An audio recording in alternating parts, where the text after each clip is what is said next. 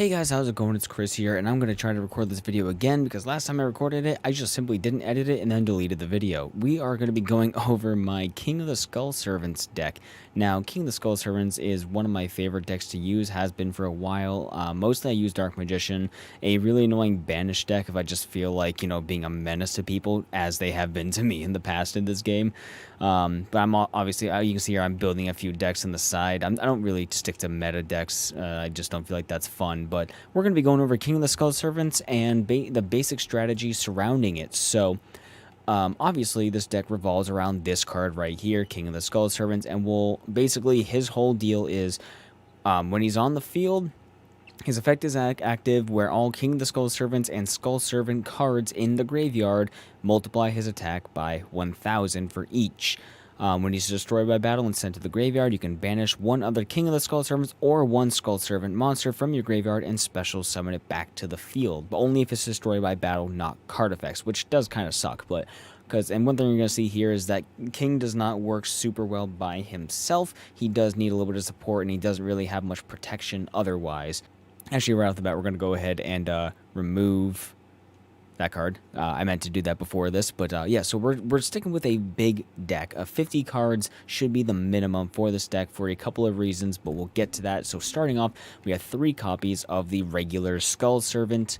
Basically fodder, get him out. You don't even want to ever draw this card because he's pretty useless, just a face down defense to stall out a turn if you can help it, or summon him and then like link summon him out, but you just need to get this card in the graveyard. Next we have King. Obviously we just went over that, 3 copies of King. And then we get to White Mare. Now, most of these cards are dealing with basically bouncing off of each other, all the Skull Servant cards, but White Mare is a card that you are not going to be sending to the graveyard if you can help it. This card is always treated as Skull Servant while in the graveyard, and you can discard this card and activate the following effect. You can target a banished Skull Servant or White Mare card and return it to the graveyard, or you can target one of your banished Lady in White cards or King of the Skull Servants and special summon it. So basically how this card is used is you want to have it in your hand as a spare or draw into it after you've already sent Skull Servant cards to the graveyard. Now, basically what you're doing is this card is only really useful if you've already activated White Prince. Now, White Prince has 2 effects. If this card is sent to the graveyard, you can send 1 Skull Servant, which is the first card, just a basic Skull Servant, and then 1 Lady in White from your deck to the graveyard, or your hand, from your hand or deck to the graveyard.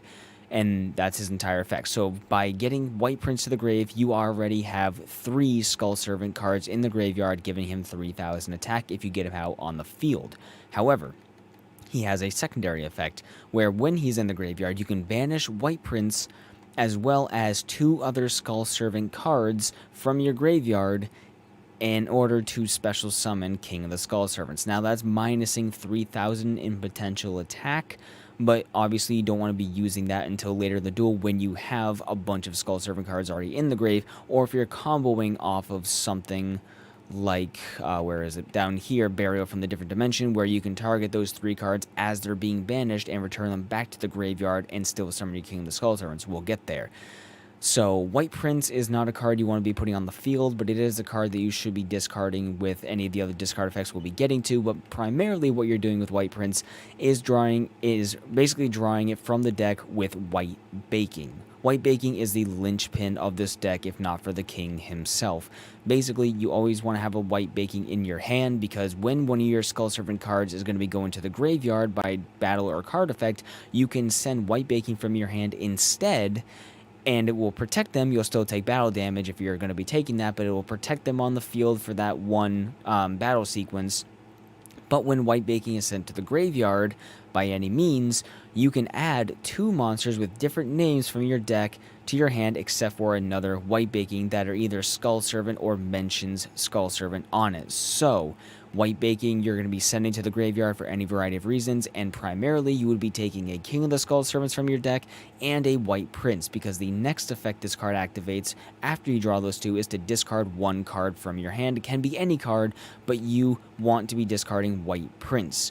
because that will immediately chain into you sending a Skull Servant and a Lady in White from your deck or hand to the graveyard. So a White Baking can go to the graveyard, that's 1,000.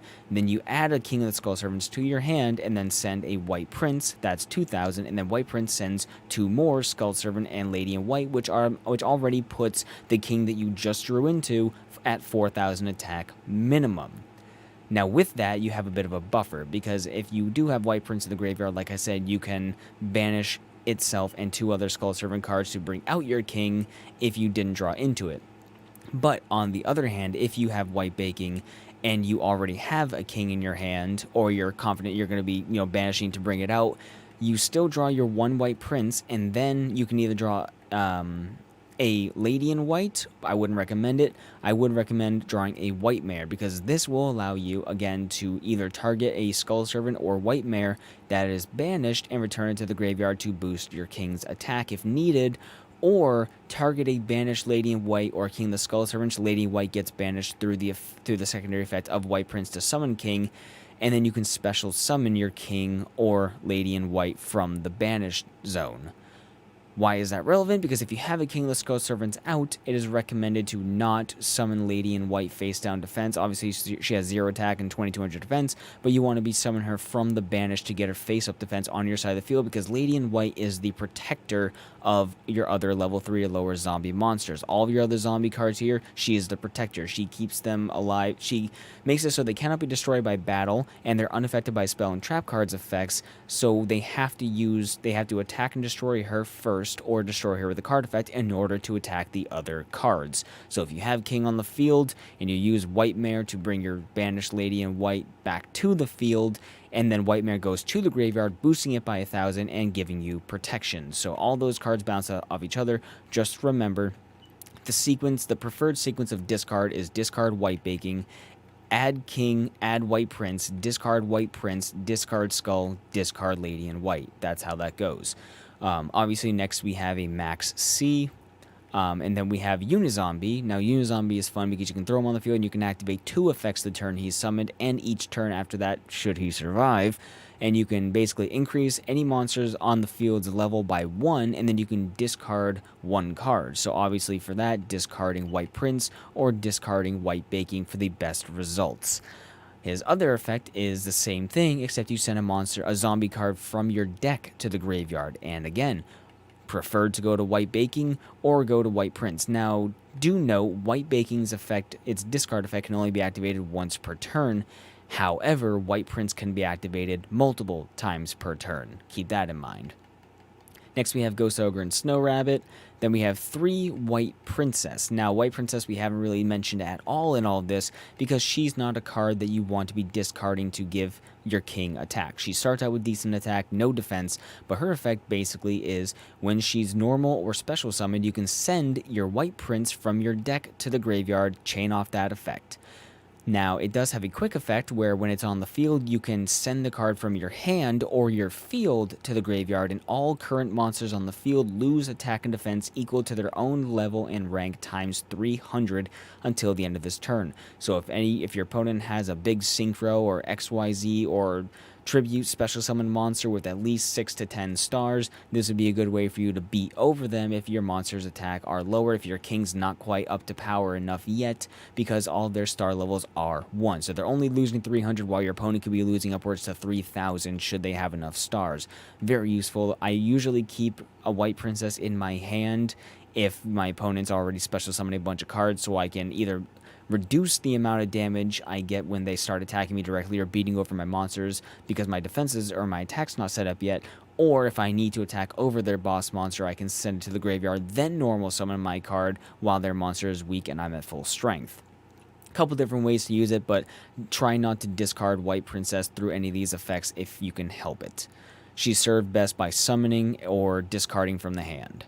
Then we have an Ash Blossom, and then we have Gozuki, and Gozuki's effect is during your main phase, you can send 1 zombie monster from your deck to the graveyard, and obviously you'll send, again, White Baking or White Prince for best results. And then his other effect is you can banish 1 zombie monster from your graveyard except itself, and special summon a zombie monster from your hand. I mean, there's a bunch of things you can do with that, but A good way to do that, to chain off that, is if you already have a king, then you can banish and then special summon a lady in white from your hand in face-up defense mode to get the most out of her for as long as you can. Then we have Samurai Skull. When this card is normal summoned, you can send one zombie monster from your deck to the graveyard. If this face-up card is in its owner control and leaves the field because of an opponent's card effect, you can special summon a level 4 or lower zombie monster from your deck. Very good to, again, get a lady in white if you already have king. If you don't have king, but you got enough cards in the graveyard, grab a king, throw it out there. Lava Golem is kind of just, if you're not having good luck and your opponent's building up a field, just a good way to slow down all of their summons and to, maybe cost them 1,000 points in damage, but this card is optional. Raigeki, Heartbeat's Feather Duster are obviously staples, and then we have Foolish Burial. Send one monster from your deck to the graveyard. Go ahead and toss your White Baking or White Prince immediately to start chaining off. And it's really good to get Foolish Burial early on, because then if you send White Baking, you can add your White Prince and add your King, send your White Prince, send the Skull, send the Lady in White, and your King of the Skull Servants is already at 4,000 attack when you get him out on the field, and it's perfect. Book of Life, target one zombie monster in your graveyard and one monster in your opponent's graveyard, special summon your card and banish their card. Then you have One Day of Peace if things are going a little bit slow and you need some time, or just get an extra card in the first turn. Throw out One Day of Peace, each player draws a card and no one takes damage until the end of your opponent's next turn. Now, the reason why we run a big deck, I recommend running a bigger deck, but this is nice and tight, is how I like this deck. It's, it's pretty consistent, but you have That Grass Looks Greener, which is, if you have more cards in your deck than your opponent does, send cards from the top of your deck to the graveyard so you have the same number of cards as your opponent. So if it's first turn, they only have a 40 card deck, you have a 50, or I usually, again, run like a 55 or whatever have you, but let's say if your opponent goes first and you're going second, and they work through their deck and they get themselves down to like a 28 deck, and you're sitting there at 45, you can immediately send like 7 or whatever cards from your deck to the graveyard, which can immediately start activating these effects should you send White Baking and whatnot. Then you have Pot of Extravagance, banish 3 or 6 random face-down cards from your extra deck and draw one card for each one banished.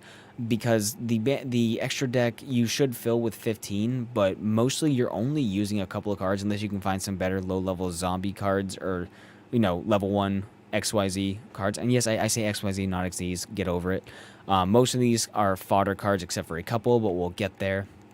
Lightning Storm, optional. I keep it around just to increase my chances of board clearing to keep me safe and to stall out until I need to do what I do.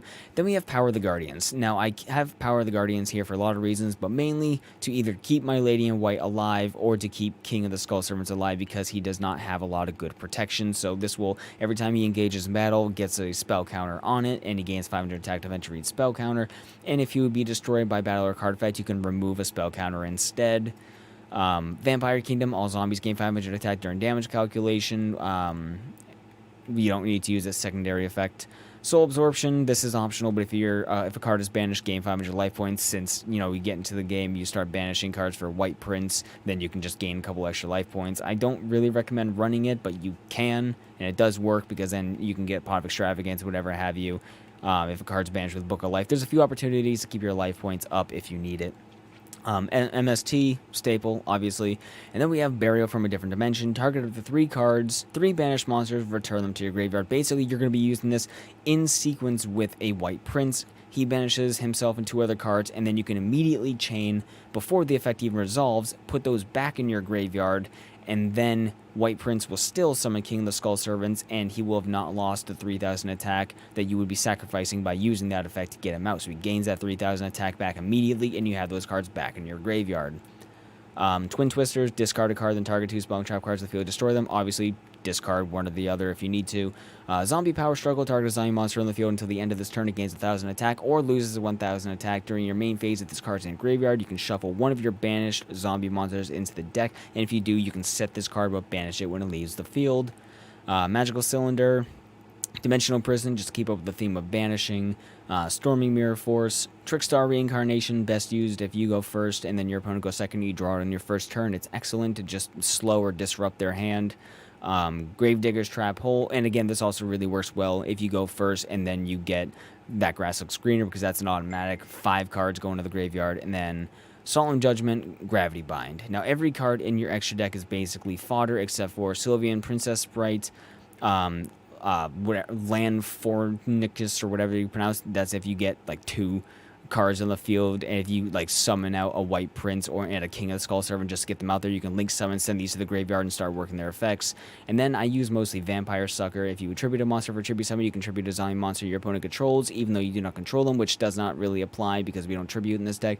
But its other effect that I like to use is you can target one monster in your opponent's graveyard, special summon it to their field in defense position, but it becomes a zombie type, and then if a zombie monster is special summoned, which you just did, you can draw one card. Nice effect to have. And then we have Decode Talker, Gaia Saber, Rastalager, Topological, Zerberos or whatever, Tengu, Yuki-Onna. You can fill the extra deck with whatever you need that might, be better than what I have, but that's basically the King of the Skull Servants deck. If you guys enjoyed, leave a like, subscribe for more, and I will see you all in the next video.